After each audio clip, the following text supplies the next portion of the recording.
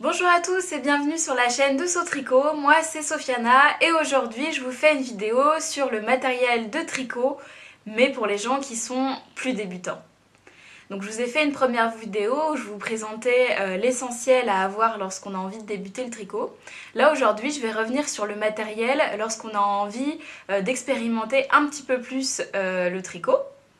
Donc je vais vous montrer tout le matériel que j'utilise moi dans mon quotidien de tricoteuse. Donc on va commencer par les aiguilles. Je vous avais expliqué dans un premier temps les aiguilles droites et les aiguilles circulaires pour débuter. Donc lorsqu'on va avoir envie de tester un petit peu plus de construction et de technique en tricot, on va souvent se diriger vers des aiguilles circulaires. Parce qu'en fait, c'est des aiguilles qui permettent de faire des constructions plus avancées. Et les patrons indépendants utilisent ces aiguilles-là pour faire des constructions détaillées. Donc quand on va vouloir choisir ces aiguilles circulaires, je vous avais expliqué qu'il fallait que vous testiez les matières différentes pour savoir avec lesquelles vous êtes le plus à l'aise. Maintenant que vous avez pu tester un panel d'aiguilles, vous allez pouvoir acheter votre premier kit d'aiguilles. Donc un kit d'aiguilles, ça sert à quoi? Donc vous avez sûrement remarqué que dans les patrons, on demande plusieurs tailles d'aiguilles pour faire le même projet. Donc en fait c'est pour différencier par exemple les échantillons, donc faire des côtes un peu plus serrées et ensuite un projet plus grand. Donc on a souvent besoin de plusieurs tailles d'aiguilles différentes. Et lorsqu'on a un kit, on a toutes ces aiguilles directement à disposition. Donc un kit ça se présente comment? Donc moi le mien c'est un kit Knit Pro, donc il se présente dans une boîte comme ça. Et lorsqu'on l'ouvre, il va y avoir toutes les tailles avec des couleurs différentes pour les différencier. Donc vous allez trouver des kits chez différentes marques. Les plus connues c'est donc Knit Pro, Iya et Xiaogu. Et elles vous proposeront des kits différents avec différentes tailles d'aiguilles. Donc vous allez avoir souvent les kits chaussettes qui vont commencer de l'aiguille 2 jusqu'à l'aiguille 4 et les kits avec les grandes tailles, donc souvent le mien commence de 3,5 jusqu'à 8.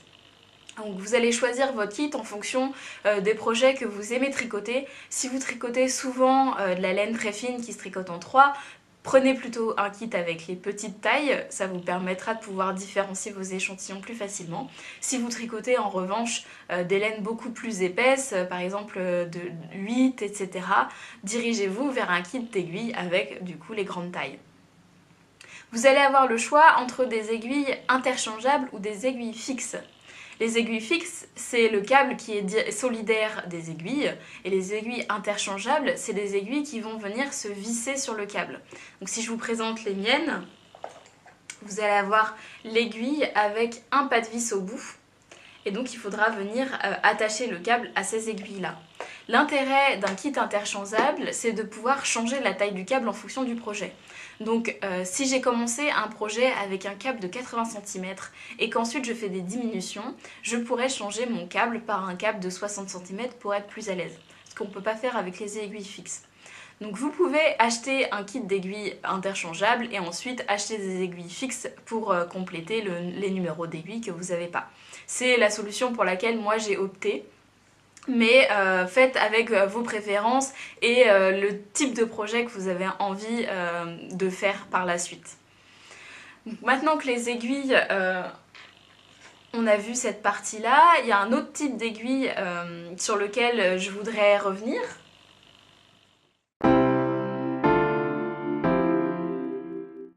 Alors, une autre aiguille à avoir, c'est l'aiguille à torsade. Donc c'est une petite aiguille coudée comme ça, qui va vous permettre donc de faire des torsades, d'où son nom. Donc il y en a de différentes tailles pour les petites mailles ou les plus gros échantillons. À vous de voir ou acheter. En général, elle se présente par deux. Et ça vous permettra de pouvoir faire des torsades plus facilement. En fait, c'est une aiguille auxiliaire qu'on va venir glisser en avant ou en arrière pour pouvoir réaliser la technique de la torsade.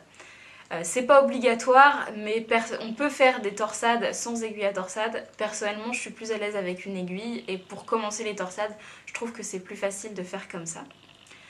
Pour continuer dans les aiguilles, je vous conseille d'acheter une jauge. Donc en fait, c'est une petite règle avec des trous et vous allez venir glisser vos aiguilles dans le trou et lorsque l'aiguille se coince, ça veut dire que c'est la taille d'aiguille.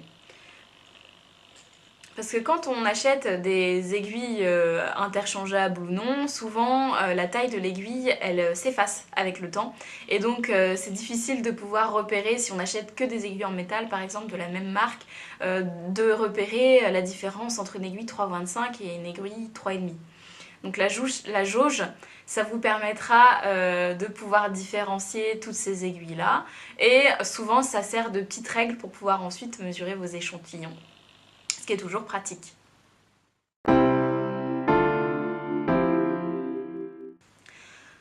Ensuite, dans le matériel que vous allez avoir besoin, lorsqu'on commence à expérimenter de nouvelles constructions, qu'on commence à aller sur Ravelry, etc., on voit beaucoup de laine teinte à la main. On voit aussi des laines présentées sous d'autres formes que des pelotes. Donc, je vous en ai apporté une là.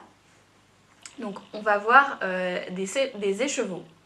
Donc un écheveau, c'est simplement une autre manière de présenter la laine qui va permettre la teinture plus facilement et plus régulière et qui va permettre de pouvoir conditionner la laine avec de plus gros métrages. Donc par exemple là on va avoir 100 grammes à la place des 25 grammes d'une pelote classique, ce qui permet d'avoir un plus gros métrage à tricoter sans avoir de nœud à faire. Donc lorsqu'on achète ça, on ne peut pas le tricoter directement sous cette forme-là, il va falloir le passer en cake. Donc le cake en fait c'est une manière de faire une pelote. Et pour ça vous allez avoir besoin de deux outils. Le premier ça va être un dévidoir. Donc un dévidoir c'est ça. Donc en fait on va venir l'accrocher à une table et après on va pouvoir l'ouvrir. Hop, si je vous montre comme ça. On va l'ouvrir et on va pouvoir placer l'écheveau dessus. Et une fois que l'écheveau va être placé sur le dévidoir, il va falloir un bobinoir pour réaliser le cake. Donc le bobinoir, alors le mien c'est un Nid Pro, le bobinoir c'est cet outil là. Vous voyez ça c'est un cake et en fait on va venir passer le fil dans la petite fente qui est là et on va tourner la manivelle pour pouvoir créer le cake. Donc vous allez avoir besoin de ces deux outils là pour pouvoir mettre en pelote vos écheveaux. Évidemment je vous ferai une vidéo pour vous présenter comment on crée un cake d'un écheveau à un cake pour pouvoir le tricoter par la suite. Si vous n'avez pas de dévidoir, vous pouvez très bien mettre votre écheveau sur des chaises par exemple ou de demander à quelqu'un de mettre les mains comme ça pour pouvoir mettre l'écheveau dedans et ensuite le bobiner. Et si vous n'avez pas de bobinoir, vous pouvez aussi bobiner à la main, c'est-à-dire faire une pelote, enrouler le fil pour en former une boule pour pouvoir le tricoter par la suite.